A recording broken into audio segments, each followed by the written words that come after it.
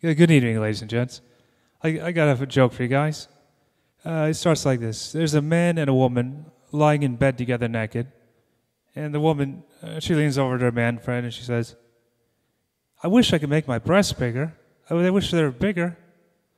So the man, he's smart, he doesn't say anything. He plays it diplomatic like. But the woman, she kind of presses him on this. She says, what do you think I should do to make my breasts bigger? So the guy says, I don't know, honey, but I think you should rub a bunch of toilet paper all over them. And the woman's like, why? Well, what'd that do? And the man says, I don't know, honey, but it made your ass massive. And there's a feminine revenge part coming up here, too. And now the woman says, she kind of laughs and giggles a little bit, playing at herself. And then she says to the man, well, you know, honey, the only thing big on you is your ego. And I'll tell you guys this. There's 23 mafia families operating in the United States, as you guys are aware. It's not a big state secret. There's Phoenix, Miami, and Vegas, or what you term open city, meaning any Borgata is free to operate there. And it's a Borgata, that's another word for family. But it's not like the Olive Garden. They're not going to treat you like family, baby. You go over there, they welch on some of the debts that they owe you as tips. You go to the back, they'll probably smack you around or something in the back, if you're fortunate. So I was speaking with this woman, Mara, and she is schooling me on some of these things about la malavita, the bad life. And she was talking to me, and she said, you know, Malachi, has there ever been a woman mob boss in the United States? I kind of thought about it for a moment. I said, I don't think so. And she said, you're right, there hasn't. But what do you know that in the 1950s and the 60s, there was a woman mob bosses in Italy? I said, no. She said, yes. They're in the city called Naples. That's a city where pizza pie got invented. It's on the west side of the Italian peninsula, south of Rome. So obviously, the man's name has been fictionalized. The fellow's name was Tone Meatballs. So one day he got pinched by the Carabinieri. They threw him in prison. He got indicted for his crimes. But I mean, this guy had a freaking 10 million lira a year industry to run, tax-free. So he has to find somebody to run it for him. But he can't really trust everybody. But he said, my sister finally, he comes up to her and says, in between the jail visits, he taps her on the shoulder and fills in the details to her. So pretty soon, she's starting to run it for him. And that's good, because Tone Meatballs, he catches cancer of the prick. And he's one of the few mobsters that die of natural causes.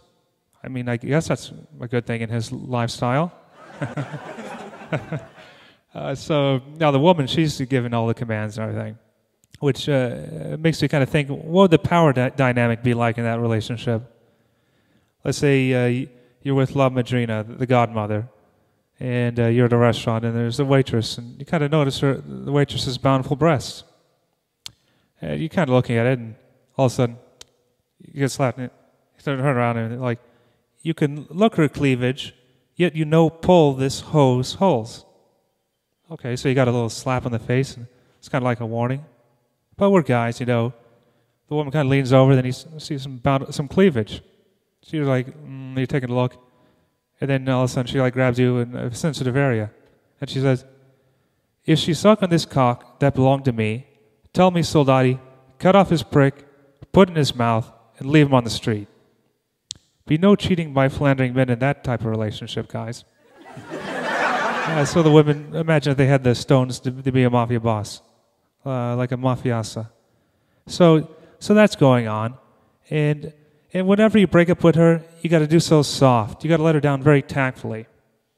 Otherwise, your excellent cadaver gets dumped in a garbage compactor in Jersey, smashed, and made into an ashtray in Japan. People say, hey, whatever happened to those 2 knots Malachi? People say, I don't know. Malachi, he no work here no more. He's MIA, missing in action. And if Mara whacks you, there's going to be 2 sides to that coin, my friend. It can go 2 ways.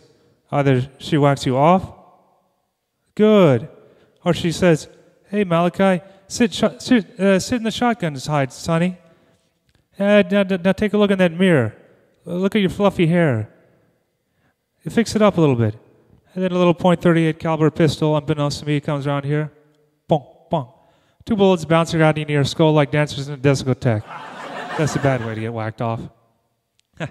Hey, Mara, she's an intelligently minded businesswoman. So she knows that in the Malavita, the only money to be had is in the narcotics. And one time she invited me on a trip to Marseille, France. So I went there. She says, I know this good French restaurateur there, Jacques Louis. You have to try his delicacy there. It's a delicacy here in France. So I was like, okay, I'll try it. I ate it. Then about a half an hour later, I'm starting to feel a little funny. And she said, like, how do you like those mushrooms? And I said, they're good. She said, they're hallucinogenic mushrooms. That's what it's a national delicacy here in France. And another time she cooked me a ganja cake, put a little some marijuana in it, and I ate it. It gave me the munchies, of course. And another time, Mara, she cooked a mean spaghetti alla puttanesca. For you guys, it's Italian lesson for today. It's horse-style spaghetti.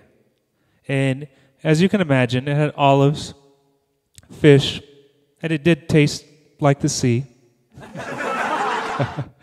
So that's going on. And I was just listening to her, and she's like telling me some of these jokes. And then another time, she got me some presents. She's a very generous lady. She got me some skinny jeans. I was like, why do you give me the skinny jeans for? She's like, because for once, I want to see you walk funny afterwards. So it took me a moment to kind of process that. Okay. And she got me these new jogging sneakers. Okay. I said, thank you. And she said, of course. You have to run away from the women when I'm around with you. Because if they catch you, you know what happens. I was like, oh, yeah, I know, La Madrina, I know. And another time she gave me a package. And it had like a assisted opening knife with it. So I opened up and I was like, wow, well, thank you, Mara. It's so romantic. And then she's like, yeah, Malachi, you never know when you might need to stab somebody. But I'm going to end with this joke for you guys real quick right here. There's these 2 Italian guys from the old country. They sit on a bus here in OKC, and there's an American woman sitting behind them. So Mauro's talking to Giancarlo, and Mauro tells Giancarlo, first I make Emma come, then I come, then I get 2 asses together. I make them come, then I come again, then I get 2 more asses together, and I make them come. Then I come again, then I pee again, then I come. The American woman's like, whoa, Italian stallion, you can't talk about your sexual exploits on the public transportation system in our country. It's trashy. It's classy. He's like, sorry, lady. I tried to tell my friend how to spell Mississippi. Compleanno feliz amara salvetti. And here comes up for James Nagoom and Othello's great venue. Thank you, guys. Ciao. Thank you.